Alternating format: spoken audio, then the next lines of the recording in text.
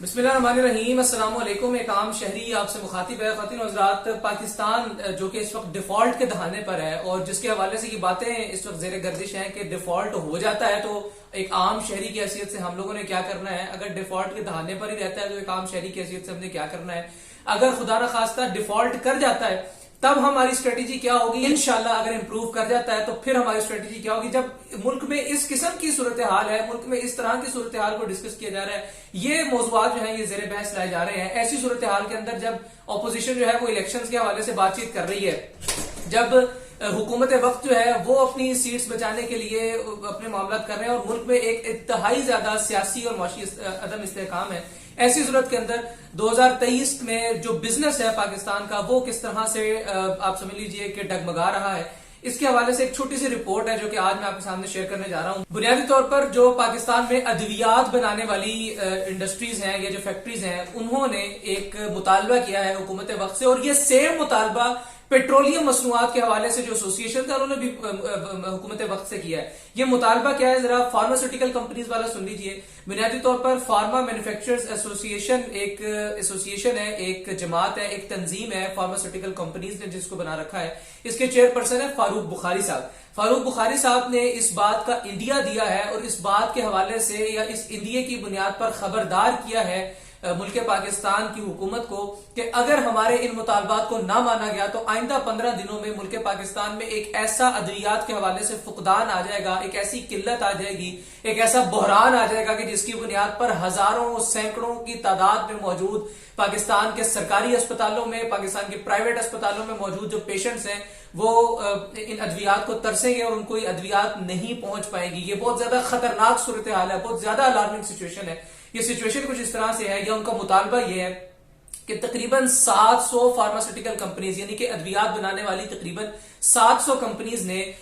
मुख्तलिफ अपने खाम माल के लिए ऑर्डर दे रखा था बैरून मुल्क, यानी उन्होंने इंपोर्ट करनी थी कुछ ऐसे खाम माल, कुछ ऐसे केमिकल्स के जिसकी बुनियाद पर उनकी वो पर्टिकुलर अद्वियात जो है वो तैयार होनी थी। हुकूमत ने एलसीज नहीं खोले हुए इस वक्त के जिनकी बुनियाद पर इंपोर्ट शुदा चीजें जो है वो पहुंच सकें। चूंकि वो एलसीज नहीं खुले हुए इसलिए वो तमाम तर खाम माल जो कि बैरून मुल्क से इंपोर्ट होकर यहां पर आया वो वहां का वहां पर ही रुका हुआ है। और वो जो फार्मास्यूटिकल कंपनीज का जो माल है वो किस पोर्ट पर मौजूद है, उस पोर्ट का नाम है कंसाइनमेंट पोर्ट। कंसाइनमेंट पोर्ट के ऊपर तमाम तर फार्मास्यूटिकल कंपनीज का जो खाम माल है वो वहां पर रुका हुआ है। तकरीबन 700 से जायद ये कंपनीज है। और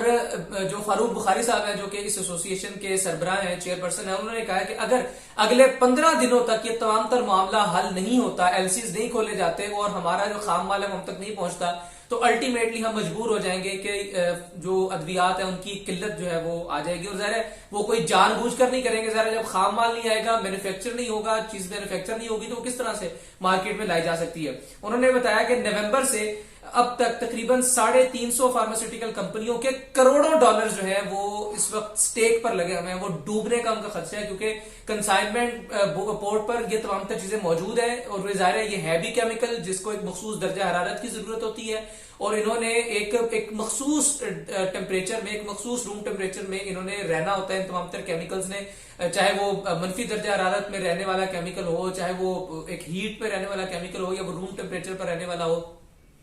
एन मुमकिन है कि इनमें से बेशुमार केमिकल्स ऐसे होंगे जो कि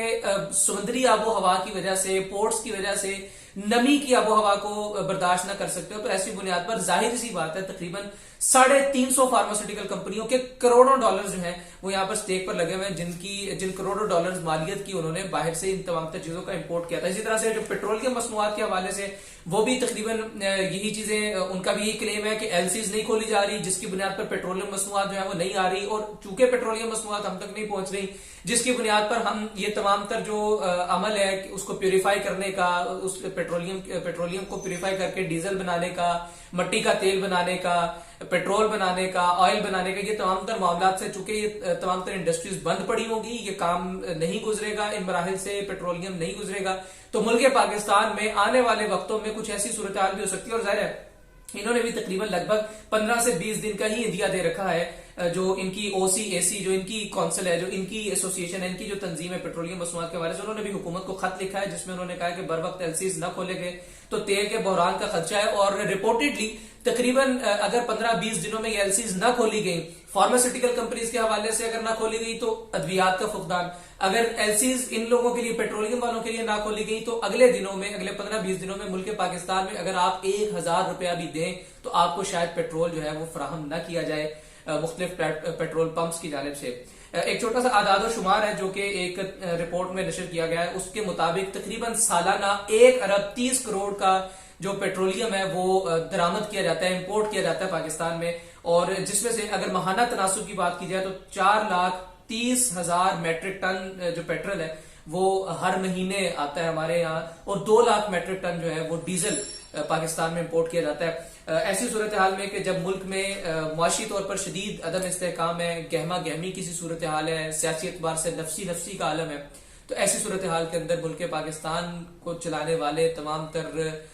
जो शख्सियात हैं, तमाम तर खानदान है, तमाम तर लोग हैं, उनको एक लम्हे के लिए जरा तमाम तर इख्तलाफात को बलाए ताक रखते हुए इकट्ठे बैठना चाहिए और इन तमाम तर मामला पर डिस्कस करना चाहिए। अल्लाह रब्बुल इज्जत आपका और मुल्क पाकिस्तान का हामी और नासिर हो। मुझे इजाजत दीजिए। अल्लाह हाफिज।